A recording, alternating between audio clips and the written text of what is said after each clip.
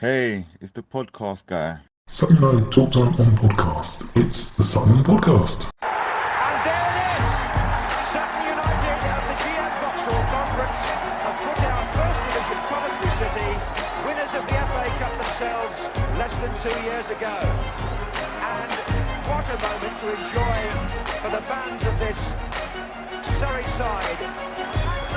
They've had their moments before, but never one like this.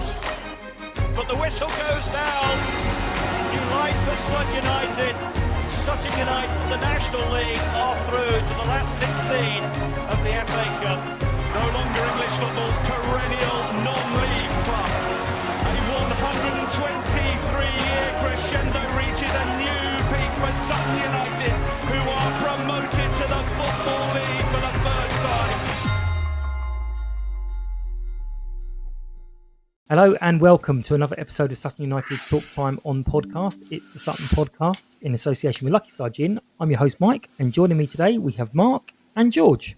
In this episode we're going to cover the trip to Rochdale, and we're going to look forward to the visit of Maidenhead, who I may call Mansfield or Maidstone or whatever. I keep messing these things up, so don't worry too much. As always, we love hearing from you, love the engagement. Please like, share, retweet, or X, whatever they call it, and comment on the social media posts. It is really, really good, and it helps get the podcast out in front of other people's eyes. So we're going to jump right in. George, welcome back. How have you been? Thanks for having me. Yeah, not too bad. All good. Good.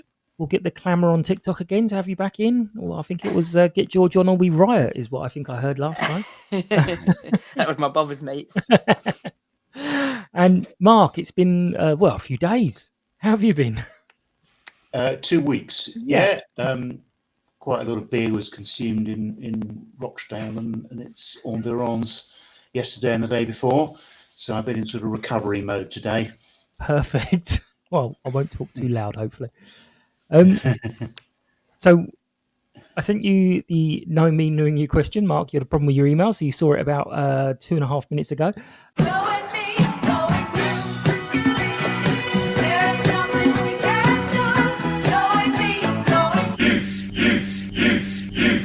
We'll start with you, George.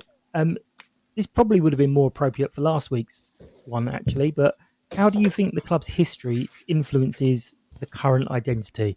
So obviously last week we had the FA Cup and there was a lot of talk around our history in the FA Cup, but how do you feel the history influences our identity? I think it affected our identity a lot more last year because we were seen as a smaller club, and fans of other clubs might have thought like it would have been easier or like better to play against us. And in the FA Cup, I think a lot of people expect us to cause upsets because of Coventry, Wimbledon, Leeds. Perfect. And Mark, how do you feel our history influences our sort of situation now? Frankly, not much. I think a lot of the people who are now making the key decisions at the club weren't around in the 60s, 70s, 80s and 90s when we had a lot of success in the cups, etc.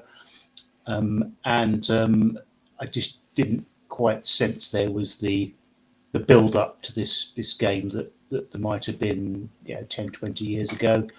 Obviously, having been in the Football League, it's a bit of a come down now to be back as a non-league club. So that skewed the perspective a little. But back in the day, I would always have been really excited coming up to a game in the first round of the Cup. But before the Birmingham game, I just felt flat. I didn't feel enthused about it at all. I went to the game more out of a sense of duty or routine than any sense of anticipation. And I was pretty unmoved by the result. I was half expecting us to lose anyway. And I didn't really get any kind of emotional reaction to the result at all. It was just another game, and quite an interesting game to talk about, perhaps. But in terms of, an emotional response, I just didn't really feel anything. Do you think that's possibly a lot to do with how the FA Cup I sort of seemingly devalued over the years? a lot of I think it people. probably has. Yeah, I think that's probably relevant background. Obviously, we've lost FA Cup replays from the first round Yes. this season, which is not a change I'm at all comfortable with. I think there were 9 non-league clubs who got draws in the first round after 90 minutes or 120 minutes and were denied replays, and the game was settled by penalties, which I think in most cases they lost. Yeah. So that for me is not a positive change. I've got to understand the reasons behind it, but I don't think it's something that should have happened.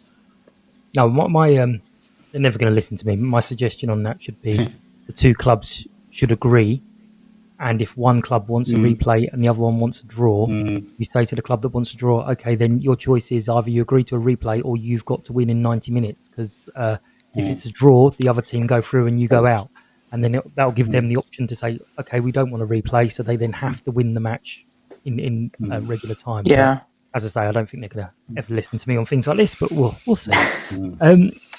So, club news: the ladies lost today, 3-1. They pulled it back to 1-1, and they were hoping to push on a little bit, and then they conceded 2 very quick-fire goals, so they lost 3-1. However, Hannah Baptiste, the podcast sponsored Hannah Baptiste, has scored a goal. So I did say to her, right, you've got to do 20, and she's now got to do 19. She said it's going to be light work, so we'll see how that goes.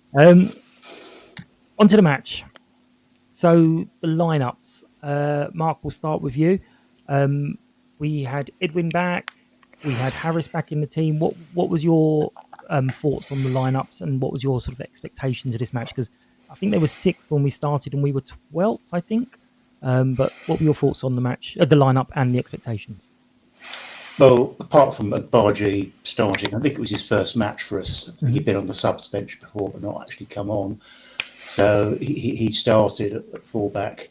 As you say, Harris was back. Apart from that, I think it was all rather predictable. The usual players playing in their usual positions. There's nothing wrong with that.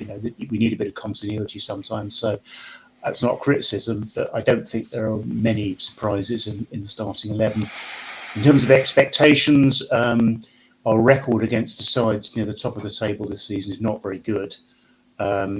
So I wasn't particularly optimistic. On the other hand, our away form this season's been a bit better than our home form. So there was a hope we get in maybe a point out the game, but we almost did, of course, but it wasn't to be. And George, what about yourself? What were you thinking about the lineup? How did you see formation? I kind of expected that lineup, but I didn't expect Edwin to play so quick. I thought he might have got subbed on, and to be honest, I thought we were going to lose the game. A bit negative. But... Well, I didn't actually realise he was back with us. Last I heard, he'd gone to Ipswich, and it was we'll see him when we see him, I think Steve said. So it kind of made me think, he's not coming back. But then all of a sudden he's in starting. But I think Steve said he'd gone back to Ipswich to do a bit of training with them. Yeah. I think he mentioned that in his pre-match interview. Okay, I might miss that bit. Right, so George, first 20, we were quite solid. We were quite good, and we were doing all right. They always say keep it tight for the first 20 when you're away from home, and don't give anything silly away. How were you feeling at that point of the early stages, the first 20 minutes ticked off? I thought we came out very defensive, like the Birmingham game or the Gateshead game or even the Braintree game to an extent. And I didn't expect us to play like that. I thought we'd go a bit more at them. And then when they scored their goal, I couldn't really see the goal very well because we were down the other end. But I thought their goal was just inevitable. Yeah, right. Don't worry. We'll talk about that goal in a sec. Don't worry. Mark, what were you thinking that first 20? I know you said earlier somewhere that obviously if we give away that much possession, they're going to get chances. But how were you sort of feeling in that first part of the game? Well, just glad that we hadn't conceded. They had a lot of the ball. We defended quite well up until the goal. But as George said, the game was rather reminiscent of both the Gateshead and the Birmingham games. Very different opposition, of course, but we just seemed to concede possession. And if you concede that much possession, unless you defend exceptionally well, it's always likely the opposition will get at least one chance that they put away. Yeah, and it did come. and it was a free header in the box. What was your view of the goal at the time, and have you watched it back since? I have watched it back. I like George, I couldn't see it very well because we were at the other end. It was a cross came in, and then the ball was in the net. And having seen the replay, I saw the guy had it used pretty much unmarked. The midfielder had made a forward run. I think it was a downward header, and I don't think Jack Sims had much chance with it because of the bounce. Yeah. So a well taken goal, but I think there was a bit of a lapse in our defence at that moment. Yeah. George, have you watched it back since? I haven't actually watched it back, but I thought it was quite a soft goal to concede. It was just like a ball in the box and a free header, but it was always going to happen when we give them so much of the ball. Yeah, but we did come back very quickly. That goal then would have been in front of you guys. So Will went in. You take a shot and then rob the keeper, or there was a bit of mix-up, possibly a foul on the keeper. What was your view on the goal, George? What was our goal that Edwin scored? I can't remember who put the ball over the top. Someone put a ball over the top, and Will Davies was running onto it. He didn't. I don't actually know if he quite got there, but the keeper didn't get to it, and it just fell to Vaz, and he had loads of time and space. I think it was a bit against the run of play, but we take them. Take 1-1, absolutely, yeah. Mark, what did you think of? Well, it was against the run of play. It's about our first chance, and a good run from Will Davis. I think he rode one or two challenges and powerful shot, which the keeper parried. He couldn't hold it, and Vaz still had a bit of work to do. He didn't come straight to him. He had to do a bit of a sideways jink, but he got to the ball ahead of the nearest defender and just drilled it past the keeper. So a well-taken goal. We know Vaz is quite a good finisher. You've seen that already this season. A bit of an opportunist goal, but well taken. And you've got to take those chances in tight games like this one. Absolutely. And I mean, at that point, we were putting on a bit of pressure. I know, obviously, the result didn't go our way, but we were putting a bit of pressure on. We're getting a bit of joy down either wing with Vaz and Coley. Once we pulled it back, were you slightly hopeful that things were going to go better, Mark? Yeah, a little. The first Rochdale goal did seem to wake us up, and we started to show a bit more attacking intent in the sort of 5 or 10 minutes after that opening goal. And of course, that's when we got our equaliser. But after that, we seemed to lose momentum a little bit again. Continuing into the second half, we seemed to again surrender a lot of possession. And I think Rochdale finished the first half on the ascendancy again. So I think there was a starting to be a feeling that we just got to try and hang on to this point if we can, because we're not getting many chances, and they look the more likely to get another goal. Yeah. And George, what about yourself? How are you feeling about our players? Do you think we're getting some pressure on there? Do you think the wingers are doing well? Or I thought, but after they scored, before we scored, I think we were the better team and we were attacking more.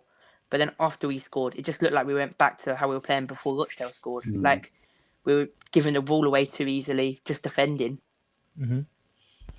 And unfortunately, just before half time, or almost on half time, there was an injury to Adjabe. There was a bit of mix up. I think he got up, tried to carry on, then went down again. But he came. We had Hayden Muller come on to replace him. But how did he seem in that first half to you, George? Because it's as Mark said, it's the first time we've had a chance to have a look at him. Well, I think he was playing wing back or on the wing. He seemed very offensive, but yeah, I mean, we didn't get forward much, but yeah, he looked solid defensively. Yeah, Mark, how did he look to you? The short spell. Yeah, I mean, to be honest, I didn't notice him very much, which is sometimes a good thing because if a defender's doing his job, not making mistakes, you tend not to notice him much. But obviously, he's had injury problems this season, and he was unfit when he came to us, I think. Yeah. This is his first game, and I don't know whether he went off because there was some kind of recurrence of the injury he'd been having, or whether he came out the wrong end of a challenge. I couldn't see very clearly, but. Clearly, there are some fitness issues there. Yeah, so, it's obviously some bad news for him to go off so early in the game. Absolutely, but then good news, Hayden's back as well. So good and bad. So half time, it's 1-1. Second half, there was a few chances each. Mark, were you still fairly pessimistic, or were you thinking we could take one of these chances? I mean, we had a bit of pressure. I think there was a good chance that Will had. Yeah, we didn't create many chances. I mean, I think there was one shot I remember their keeper saving. I think we had a couple of shots blocked or deflected out, and then quite late in the game, this is probably what you're referring to, Mike. I think Josh Coley fed Ashley Naddison, and he put a low cross across the face of the goal, low cross rather, which Will Davies almost got to, but unfortunately didn't quite get there in time, and the ball went out, and the chance was gone. That was probably about our best chance to get a second goal. That's probably because I've noted the last 15 we were looking all right. We were looking like we were pressuring, which away from home you probably question why you're doing that, and we might just settle for the point. But George, how did you feel the second half, and did you feel at any point we were going to nick it? Not really, to be honest. But we had that chance, and I remember Will Davies. I think it was Vaz maybe put him through, and keeper saved it. There are only really two chances I remember. I thought Rochdale were very dominant in the second half. Yeah, I mean, when you look at the stats, I think they had 4 shots on target and we had 2. And they scored 2 and we scored 1. So it's definitely like that. But going into added time, I think I was kind of like going, oh, this sounds like it's been a bit of a ding-dong battle. And I think it was 93, I said it on, it'd be gutting for any team to lose. Obviously, I want to win, but it would be gutting for a team to lose it. And then they lost. So I take blame for manifesting it. But George, did you see it coming in added time, or were you thinking we're going to just see out a draw here? I thought Rochdale deserved the goal, but I thought we would defend for the last 7 minutes, or I think that's what was added on. Mm-hmm. And yeah, we just can't clear the ball. Yeah. Mark, what about yourself? How did you feel going into the added time? Yeah, I mean, the 7 minutes added on because there was an injury to Jaden Harris, who was stretchered off. That's obviously bad news for him. If the player's stretchered off, that's not good news, and he could well be without him for several weeks, maybe even longer. We'll have to wait and see. Haven't heard an update on his situation, but there was quite a long stoppage for him to receive treatment and then be taken off. So that's why there were the 7 minutes. And we've been soaking up their pressure from much of the second half, and I think there was a feeling we've got to get through another 7 minutes of this. And I think when the opposition, who feel they've been in the ascendancy but haven't got their reward, are given an extra 7 minutes or so, that gives them a lift, because you think, oh well, we would be winning this game. We've got a lot more time than perhaps we might have done to get the winning goal. So I think that may have incentivised Rochdale when they heard there were 7 more minutes, and they just seemed to add an extra 10%. And we were really up against it in those final minutes, and eventually, they got that winner, which we can talk about. I think it was Finley Barbrook who muffed a clearance. He did possibly slip at that moment, so maybe there's a mitigating circumstance there, but he didn't get any sort of clear connection with the ball in his own box, and it fell to a Rochdale player who teed up Devante Rodney, who scored against us in the past, and he's quite a good finisher, and he put that chance away. I think there was the slip/air shot, but there was another 2 chances to clear it away. So it's bad luck that the first thing happened, but it did sort of seem like we could have cleared our lines after that. But George, how did you? Go on, sorry, Mark. I don't think there are the opportunities to clear it, but a very easy or clear cut. I think we lost possession basically, and I think once they got that decisive bit of possession in our box, we were in trouble. What about yourself, George? How did you see their winner? I thought Finley Barbrook should. I don't know if he slipped or not, but just get the ball in their half somewhere. And then they fell to their man. Sidhu slid in and didn't get the ball. And then when he takes the shot with that many bodies in the box, if it's on target, it's always going to go in. Right. So we've lost on the road, a late goal, which everyone's obviously up in arms about, that we've lost to a late goal again. George, you mentioned it earlier.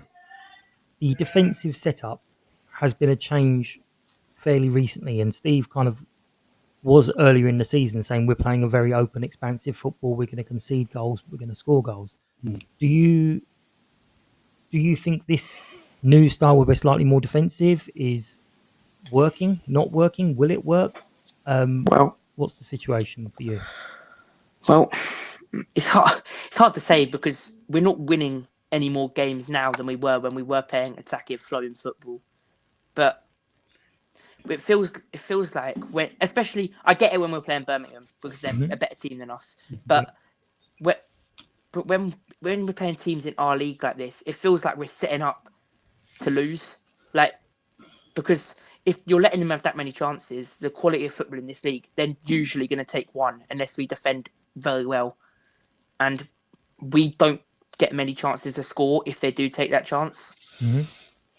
What about yourself, Mark? Do you prefer the more attacking football that we get battered every now and then? Or I think I probably do. I mean, if you surrender so much possession, you're relying on either defending extremely well throughout the game and having some effective counter-attacks, effective breaks. And we're not quite doing either of those well enough.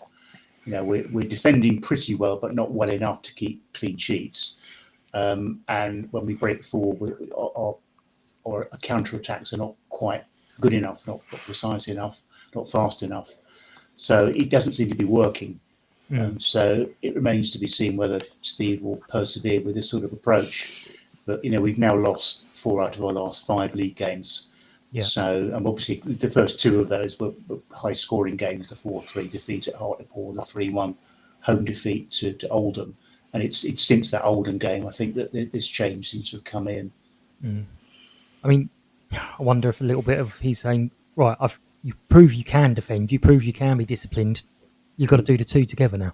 It's a bit simplistic, I guess, but he be a manager, right? Yeah. Well, he didn't seem, obviously didn't like the result, but he didn't seem overly down with the performance. He kind of basically said along the lines of, we'll get more positive results than negative results if we keep playing that way. What do you think, Mark? Do you agree, or do you think he's just saying what he has to say? I think his interviews are quite predictable and formulaic, and I think he says what he feels he has to say rather than what he actually thinks or believes. So I wouldn't put too much weight on his actual words. But I'm sure that behind the scenes he is working on ways to try and get a better performance out of this group of players. I think that's in them, and there've been more than glimpses of that this season. But there have been too many matches in which they haven't really performed to the required level. Yeah, and one of those was yesterday. George, what about yourself? What have you listened to the interview or? I think he said it was like the perfect away performance, which I don't think it was by any means. I think you might have said almost. Yeah, or maybe, yeah. After the 2 goals. But I think if we set up like that, we're just destined to because we're not good enough to not concede a goal, taking that many chances against us. I think he has to change something. Yeah, well, on that, I mean, there was 2 kind of threads that I've picked on. Is one was saying we're making the same mistakes over and over. Now, this is why I was trying to work out about Finley's air clearance. That's bad luck. I mean, that's not something you're going to be able to coach out or something. That was either a slip or a mishit. Do you think that's fair to say that we're making the same mistakes as we have been throughout the whole season, or do you think that there is slight improvements but not quite there yet? George, that's to you. Oh, okay. I'm sorry. I think we're definitely making a lot of mistakes. I don't think they're the same mistakes. And the last goal, well, it's not. It wasn't really Finley's fault. You should be able to defend the ball in the box easier than that. And then their first goal, that seemed a very soft goal to concede. Mhm. But I don't think we're making the same mistakes every week. Yeah. Mark, what about yourself? Yeah, I mean, I think there has been a change in the way we've been playing as we've been discussing. So, I think there are signs there that Steve is trying different things. I think underlying all this is the fact that this squad of players, again, we've discussed this in the past, is still quite young and inexperienced. And I was on here 2 weeks ago talking about the Braintree game, which we narrowly won away from home. Yesterday, we narrowly lost. I know Braintree and Rochdale are in the same division, but they're almost worlds apart. Braintree, a part-time side, they worked hard, but they were clearly a team of limited technical ability. We were the better technical side on the day and we won. The boot was on the other foot yesterday. Rochdale were the better technical team. They had most of the ball and they looked a class above us. So there's a big difference between the Braintrees and the Wokings of this world this season and teams like Oldham and Rochdale. And that's why Oldham and Rochdale are in the top third of the table, Woking and Braintree are in the bottom third, and we're somewhere in the middle because that's where we deserve to be on the basis of how we've been playing. Now, whether we can take a step up and move up into that top third remains to be seen. I think, as I said earlier, this squad of players has got potential, but I think we're some way off that potential being fully realised. Well, that's actually led really well to the next point that I'd written down is there were some grumbles starting that it's November. We shouldn't be talking so much about it being a new group. They should be gelling a bit better than they are now. Do you agree, or do you think no? It's still gonna take time because it's not just a new group. As you said, it's a very young group. I think we've probably reached a stage of the season where the team should be gelling. They should be familiar with each other, how they play together. Obviously, if you've got I think a lot of the Rochdale players have been together for a number of seasons, so there's clearly an advantage there. And if they've been playing together for 2 or 3 seasons, let's say, compared with the 3 or 4 months that a lot have been together. So I think there is a point to be made there. But I think the team that Steve's put together should be approaching their best now. That said, players do learn through playing matches, and big players learn from their mistakes. So I think all of these players have got the potential to improve. The question is whether they improve enough. I've been looking at our next sort of half dozen fixtures coming up to Christmas. We've got, I think it's 6 league games. We've got 2 quite tricky away trips to Halifax and Altrincham. I know we beat Altrincham earlier in the season quite comfortably, but I think the return match is going to be quite different. So we've got those 2 long distance away trips, and then the other games are all at home. I think Solihull might be quite tricky because they're on the fringe of the playoffs, like Halifax and Altrincham. But the other 3, we've obviously got Maidenhead coming up that we can talk about shortly, and then Fylde, and then Tamworth before Christmas. And I think we should be looking to win those games without being presumptuous. Those are the sort of games we should be winning. And if we don't win those sorts of games, then I think come the second half of the season, when the fixtures get a bit tougher, in the 8 weeks after Christmas, we're playing all of the top 5 all away from home. Then we could find ourselves in the bottom half of the table. No, light work. We'll be fine. We'll be fine afterwards. George, what do you think? I mean, as I say, there's a few sort of not loud but quiet grumbles that, come on, we're sort of 3-4 months into this now. We should be doing a bit more instead of saying it's a new group. I think, to be honest, I don't think you could still really use the excuse that they're gelling. They've been together for almost every day for 3 to 4 months now. Like, they should know each other well enough. But then again, everyone makes mistakes, and they'll just get better by playing more games together. So time will tell. Yeah, I mean, I've said for a little while that I think we need to be patient up to Christmas, and I think after Christmas, that's why I said it's light work, Mark.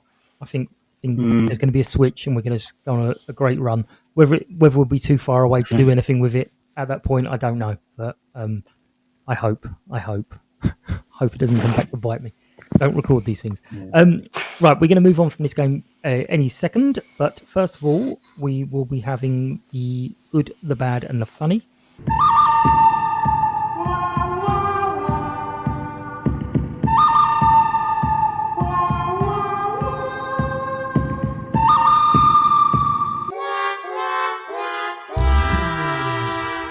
George, what was, again, it's the whole day. You don't have to check about the match. What was good yesterday? Probably my McDonald's. Wow. Okay. That says a lot about the day. What was so good about your McDonald's? I don't know. It's just better than the game. Fair enough. Mark, you may have hinted at yours, but what was good about the day for you yesterday? Well, I went to two very good pubs before the game that I've been to before in Rochdale, the Flying Horse and the Ball, and they were both excellent. And we got to a few other decent places as well, so that was good.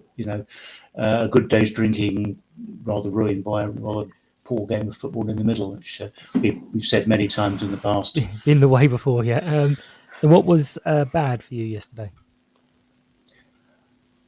Well, I could say the lack of possession in the match, but that's been an aspect of a number of games lately. So instead, I have to say the injury to Harris, because if a player's stretched off, as I said earlier, that's not usually good news. And he's been quite an important player for us. He's just in that advanced midfield role, just behind Will Davis, and he's done pretty well. He scored the odd goal. I'm not sure who will play in that role, or whether Steve will just change formation as a consequence of missing Jaden. But that's obviously a bit of a blow, and that was a bad aspect to yesterday. George, what was bad for you yesterday? Probably our lack of attacking intent. Like, just had nothing, like particularly the midfield, nothing going for us. Yeah. All right. Fair enough. And what was funny about the day for you yesterday? Probably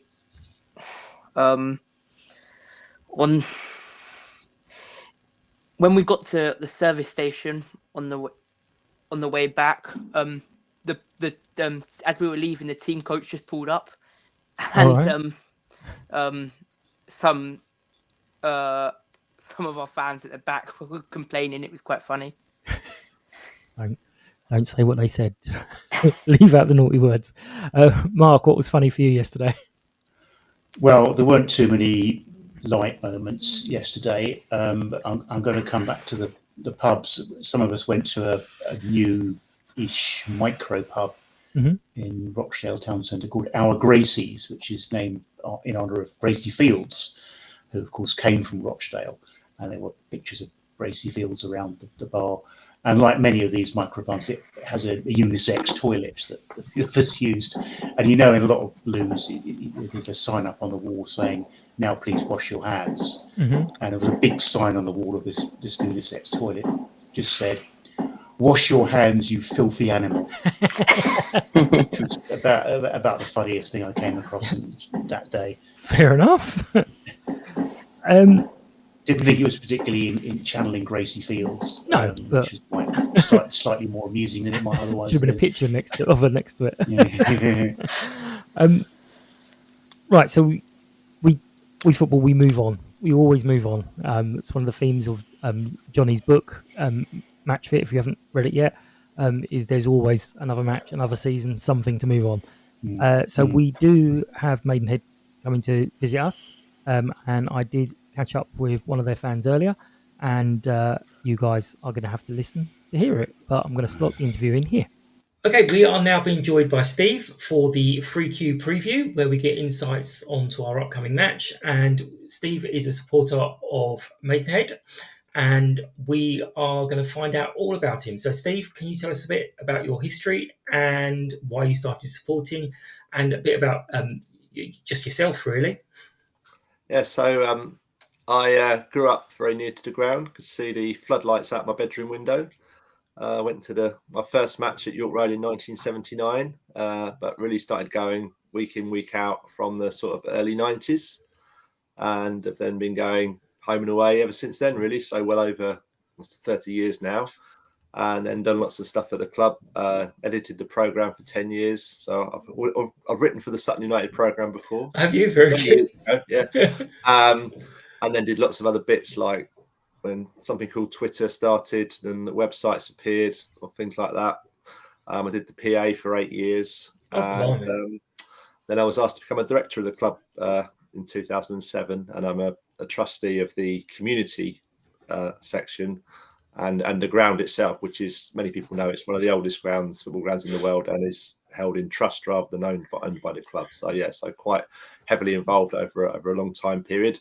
Away from that, I live in Hammersmith now, and I've been a teacher in inner city London for over 25 years. And I currently just moved to a job in Tulse Hill, so not too far away. You're not too far. Excellent. Nice, easy journey for you. Yeah. I don't see the hat rack behind you, but that's many different hats you're wearing as a supporter and a fan and doing all the different things. That's amazing. What were your hopes for the season, and did that align with sort of the general view of fans, and how's it going so far? So this is our 8th season in the National League, unprecedented. I mean, when we won the National South, that was amazing as champions. And really, we had no idea what to expect playing in a league with, at that time, a lot of ex-league teams. There's a few now, but as you know, there was a lot more then. And obviously, we come from a similar background like Sutton. We're a genuinely non-league club, like to be friendly and open, and really to see where the journey took us. And then we found out that we got the knack of survival, which is quite tricky because of our financial circumstances. Most of our players are on 1-year contracts. So if any of them are any good, someone else comes along and picks them up. So Alan Devonshire, the manager, he's been the manager for that period. It's in his 10th season now. In the second period of the club, was 7 years there before in the late 90s. He's got this brilliant ability to acquire the players at a very low cost. We're kind of part-time to make sure we stay up with relative ease. There's only been one season that's gone down to the last day of the season. Obviously, the COVID season was a bit of a funny one as well, but we survived that. So really our first one is always survival, 50 points. So we're looking at which 4 teams might finish below us. And then really it's as far as we can go, because we have a new set of players pretty much every season. Yeah. And then seeing what to make of them. Unfortunately, many of them have got injured in the first few weeks of the season. So that's why it's a struggle. They couldn't gel as a team because they were just changing every week. Settled down in mid-September, and then we've been on quite a fairly good run since then. Just lost the last couple of league matches and absolutely gutted by our stoppage time, conceding equaliser against Crawley in the FA Cup last week. So pretty good in September and October. It's dipped a bit recently, but we're quite hopeful we can. I know we dipped into the bottom 4 yesterday on goal difference, that we can once again keep it above water. Very good. I mean, is it a 3/4 time model like that we had? That's right. We actually copied your model. The Monday and Tuesday mornings, and Thursday evenings. Yeah. Beautiful. So at this stage of the season, obviously you've mentioned players not gelling. We've had a fairly similar thing. We've got a lot of younger players.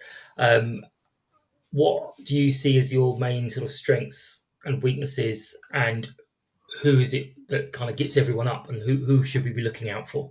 Yeah, so we've settled down a bit in the last few weeks. Some of the lone players have stayed a bit. So I suppose in terms of players you should look out for, our sort of playmaker is Reece Smith. He can play anywhere kind of behind the striker. So most supporters like him to play in that number 10 role. He generally has been playing on the left wing at the moment. Our manager likes inverted wingers. So he plays on his right foot on the left wing, and we've got Sam Barrett on the right wing, left-footed, but sometimes, of course, they swap over depending on what the manager thinks of Sutton. So that he's particularly one to watch out for. We've also got, I think, our centre-back pairing of de Havilland and Will de Havilland and Kevin Locko, long careers at this level, particularly lethal from set pieces as well. Locko, one of our top scorers this season, all from set pieces, and de Havilland again yesterday. He scored our goal for a free kick inside our box and got his head on the end of it. So yeah, so the centre backs and Reece Smith, Sam Barrett, the wingers. Perfect. And how do you see the match going? Both of us seemingly a bit stop-start. Some of our supporters are melting down at the mid-table, so interesting. But how do you see it? Do you see it as a tight game, open game? What do you think it's going to be? Well, I think despite the fact that Sutton have obviously been in a higher division for the last few seasons, they're a club that we know well, and I'm sure many of the players are well known to not just our team but our management team. So I think we'll be going there looking for a win, and we've got a good record at Gander Green Lanes, particularly in the National League. I remember when we first came up, beautiful sunny, I think August or September afternoon, one of our first away wins, Harold O'Damerty with a fantastic goal, and I think we won another game there as well before you went up. So yeah, it doesn't hold any kind of terrors for us going down there. We're looking forward to it. I think the main question yesterday was from our supporters was, will we be allowed in your bar? Because we all love going in there and socialising with you. Yeah, there is a sort of fans-only thing behind, because you're now in my favourite part of the ground, the open curver, and I think you'll have the Parkside Terrace as well. There is a fan zone bar behind there, but yeah, a lot of it segregated, and yeah, we imagine.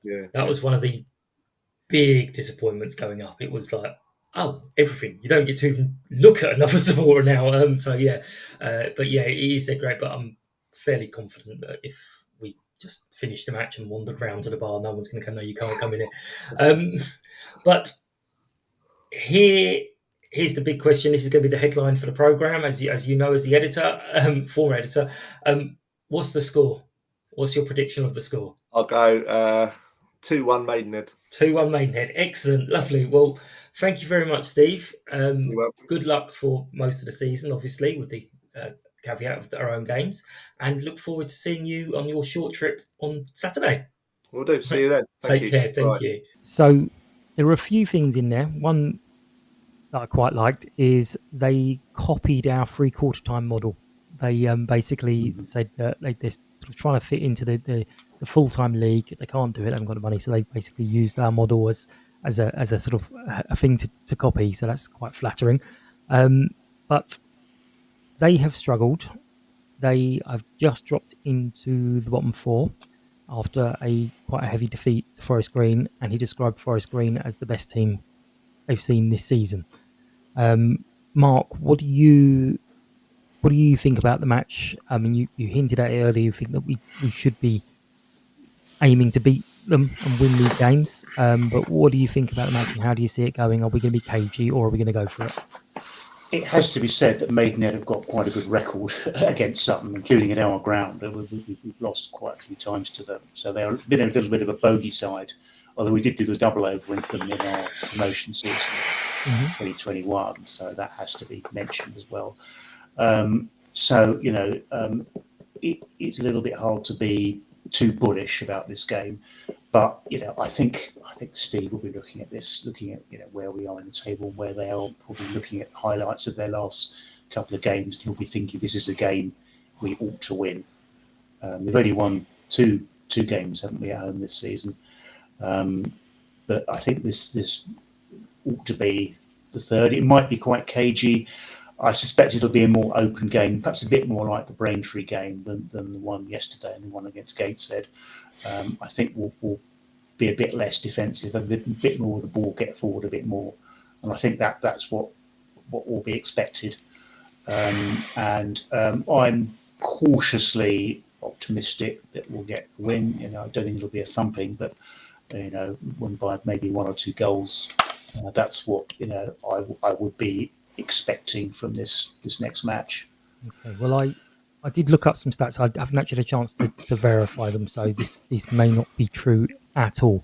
But apparently 18 games we've played, they've won 8, we've won 6 and 4 draws. So if we did the double over them again this year, we'd all be level. So that'd be nice. Yeah. But as I say, you can't trust these things, because I very confidently wish Charlie Waller a happy birthday this week, and he sent me a lovely message saying thank you very much, but my birthday was in March. I was like, excuse me? And he said, Wikipedia, someone's put it wrong on Wikipedia. I don't know why. And I'm like, okay. great. And there's another birthday of a player supposed to be coming up this week. So I looked it up, and I've got two different sites. One saying his birthday, again, is the date I think it is. And one saying he's a year older than I have, and it was in March as well. So it's like, okay, I might need to reach out and say, when is your birthday? But yeah, we'll take a prediction in a second from you. But George, how do you see the game going? I mean, I think it's a game on paper we should be winning, and We don't play on paper. we saw that against Boston. And I think Steve should be quite optimistic going off their poor form and their last game. But yeah, I think I'm a little bit optimistic. I think we should win that game. But see, their last game, for me, yeah, it always looks great. Oh, they've just lost 4-1. But that's going to just rally the troops. Like, a lot of people were saying for the Birmingham match, oh, we should take heart from Tamworth winning. And I'm like, well, surely that's going to make the Birmingham players go, yeah, that's not happening to us. So, yeah, it can go either way. But what's your prediction, George? If you're playing the game, you can always change it later in the week. So don't worry, it isn't set in stone. What's your early prediction? I think it depends how we play. If we play defensively, which I think we probably will again, I think we will win the game 1-0. Okay. And Mark, what do you reckon? In an unusual burst of optimism, I'll go 2-0 to Sutton. 2-0. Well, I'm going to go, not because I've always said it, I have changed my thing, but I'm going to go 2-1 because I genuinely think it could be 2-1. I think we will concede, there will be grumbles and moans, and then we'll come back and we'll win it. Hopefully for the last 96th minute winner or something. Two goals, 90 plus. That'd be lovely. I just shush people a bit. But thank you very, very much. Anyone who wants to play along with the Prediction League, please do so. The tweets and everything goes out every week, so you're probably bored of them now. Although I do change it. The music stays the same, the format stays the same, but some of the things do change. I don't know if anyone's actually noticed. But we're going to wrap up this episode of Sutton Podcast. As always, we appreciate your attention and feedback. Get involved. Let us know how you think the club's history influences the current identity, if it does. Follow, like, share, give me the thumbs up on all those different socials. It's lovely. Subscribe to the podcast. I've got like 200 on YouTube now. I feel like I should do woohoo, hit that subscribe button. No, that's never going to work, is it, George? I can't do that. Thank you to our sponsors, Lucky Star Gin. Thank you to Mark and George. Next week, we will be back talking about Maidenhead with Joe and Harry, I believe. I think it is. But I hope you've enjoyed this episode of Sutton Podcast. Thank you for listening. Take care, and we'll catch up soon. Bye-bye. Thank you. Bye. United! United! United! United! United! United!